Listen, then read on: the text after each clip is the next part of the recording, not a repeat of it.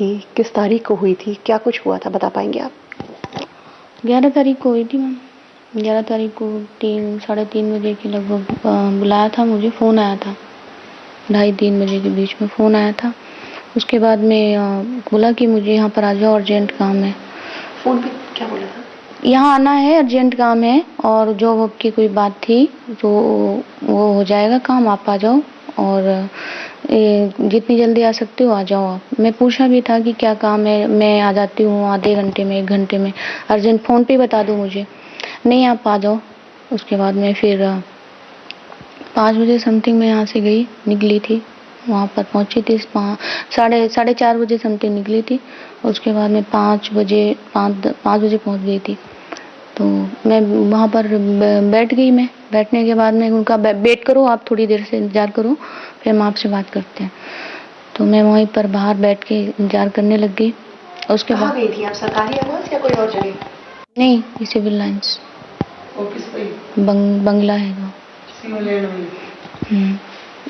तो वहाँ पर मैं बैठ के वेट करने लग गई। फिर वहाँ पर 10-15-20 मिनट बाद फ्री होके वो फ़ोन किया मुझे अंदर से कि आप अंदर आ जाओ और मैं फ्री हो गया हूँ, यहाँ पर अंदर आ जाओ, मैं बात करना चाहता हूँ। तो फिर मैंने पूछा, आप फ़ोन पे अंदर कहाँ आ जाऊँ, किधर हो? बाहर ही बैठे हैं, सब लोगों से बाहर मिलते हो आप? तो मैं यहीं बैठी हूँ, वेट कर रही हूँ। नहीं, आप अंदर आ जाओ। फिर मैं जाने लग गई, उठ के जाने लग गई, तो बाहर निकल के रोका, बोले 2 मिनट रुको, ठीक है, यहीं बात करते हैं। फिर वो चले गए अंदर। अंदर जाने के बाद फिर उन्होंने कहा कि फिर फ़ोन किया, फ़ोन करके मुझे फिर बुलाया कि आप आ जाओ, कोई प्रॉब्लम नहीं, 10 मिनट आ जाओ यहाँ। तो मैंने कहा ठीक है, आ रही हूँ। फिर अंदर फैमिली तो होती है, सब लोग रहते हैं, तो इस वजह से मैं चली गई। तो उन्होंने फिर अंदर जाके थोड़ा-सा अंदर तो खड़े थे, तो वहाँ पर बोले इधर आ जाओ, इधर आ जाओ, उधर आ जाओ। अंदर बिल्कुल लास्ट में रूम था, तो वहाँ पर उन्होंने गेट बंद कर लिया। पहले तो बाहर का ही बंद कर दिया था, फिर अंदर का बंद कर लिया। बंद करने के बाद में बोले क्या कैसे हो, फिर ये है, ऐसे करके हाथ लगाने लग गए। ठीक हो, ये हम तुम्हारी जॉब लगवा देंगे, कोई रिलेटिव हो उनकी भी जॉब लगवा देंगे और तुम्हारा डेयरी वाला जो भी काम है वो भी हो जाएगा, वो भी करवा देंगे, आप यहाँ बैठो। बेड था वहाँ पर, तो वहाँ पर बिठा लिया और फिर बिठा के फिर वो छेड़खानी करने लग गए। ये चीज़ किस हद तक थी छेड़खानी क्या आपके साथ? हाँ, किस हद तक क्या कि मेरे तो मतलब मेरे कपड़ों पर भी मतलब मेरे साथ मतलब एक फिजिकल मूवमेंट होता है, जैसे फिजिकल तरीके से करके गिराना और ऊपर आना, हाथ लगाना चेस्ट वेस्ट में, फेस पे हाथ लगाना, ये सारी चीज़ें। और मेरे यहाँ पर ये इस जगह से गलत पूरा करने के लिए, गलत काम करने के लिए पूरी तरह से वो उसमें प्रयास में थे, कर रहे थे ऐसे। क्या दुष्कर्म किया है उन्होंने आपके साथ? ऐसा हुआ था कि मेरे जो करने के लिए तो गेट मेरे यहाँ पर प्लास्टिक का ये पहने थी, तो उसको खींचने से हट जाता है, निकल जाता है, तो उसमें मेरे एक वैसे करते ना, विरोध करते हैं उस चीज़ में, हाथापाई जैसे होती है उस तरीके से हो रही थी।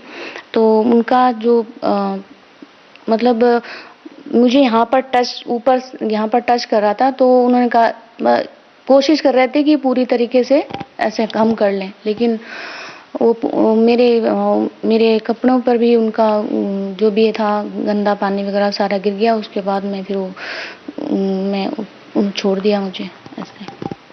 तो उसके बाद वहाँ आपने विरोध किया होगा, शोर, कोई बचाने नहीं आया आपको? वहाँ पर मैम कोई था ही नहीं, अंदर था, वहाँ पर कोई नहीं था। शाम 5 बजे उनके घर में कोई भी नहीं? नहीं, 5 बजे कोई नहीं था अंदर। भाई जो भी काम करती वो बाहर थे और वो जो भी ऑफिस के जो स्टाफ हैं वो भी बाहर थे, वहाँ पर कोई नहीं था। बेडरूम था, वहाँ पर कोई नहीं था। आपने कहाँ शिकायत करने की कोशिश की, क्या हुआ उसके बाद? शिकायत करने की कोशिश करी, कहा था कि अगर हम कहीं शिकायत करेंगे तो फिर हमें मरवा दिया जाएगा या सबको उठवा लिया जाएगा और फिर दोबारा कोई शिकायत करने के लायक ही नहीं रहेगा। तो इसलिए आप ये तो वैसे सबके साथ होते ही रहता है, इसमें कोई टेंशन वाली बात नहीं। और आप ये किसने कहा और क्या कहा? ये नागर सामने गए तो हर किसी के साथ जो बाहर निकलता है, काम करता है, जो आता है जाता है, तो उनके तो ऐसे ही सब रिलेशन चलते रहते हैं, तो इसमें कोई शिकायत करने वाली तो बात ही नहीं है। और आप अगर करोगे भी तो फिर हम तो नेता हैं, बड़े-बड़े आदमी हैं जिनके हमारे टच में है और हमारा कुछ भी नहीं हो सकता। कुछ ऐसी भी धमकी दी कि भौरी जैसा हाल हाँ, वही तो, हाँ, ये भी कहा कि हाँ, कि हम भमरी इस तरह ही मरवा के फेंकवा देंगे, पता ही नहीं चलेगा कहाँ तुम्हारी लाश है, कहाँ हड्डी है, कहाँ बॉडी है। आपने कहाँ शिकायत दर्ज करने की कोशिश की? थाने पे भी थाने पे वाले तो जब मैंने इस्तिगासा किया था, उसके बाद इस्तिगासा करने के बाद में जब थाने वहाँ कोर्ट में दर्ज भी हो गया था या थाने आ गया था, तभी भी मेरे पास फ़ोन आने लग गए थे उसी समय कि आप कहाँ हैं, कौन है, आप कहाँ हैं और अभी ये चीज़ वापस लेनी है, अभी के अभी। बाबूलाल नागर लगातार आरोप लगा रहे हैं कि राजनीतिक साजिश है और उनके विरोधियों ने आपको इस तरह से तैयार किया है। हम तो किसी विरोधी को जानते भी नहीं, कौन से विरोधी हैं, किससे क्या है, लेकिन अब वो अपनी मर्जी से कुछ भी बोल सकते हैं, उसमें हम कुछ नहीं कह सकते। क्योंकि काफी गंभीर आरोप लगाए। कल हमने उनसे जब पूछने की कोशिश की कि इस तरह के आरोप है एक महिला के साथ, उनका ये कहना था कि वो नौकरी के नाम पे पैसे ऐंठती है और उन्होंने आपको काफी डांटा है और इसलिए आपने कुछ विरोधियों से मिली।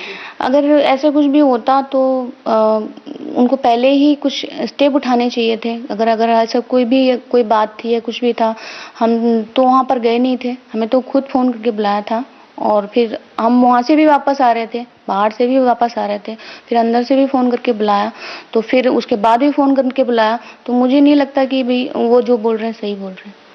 बाबूलाल नगर से आपका परिचय कैसे हुआ, कब हुआ?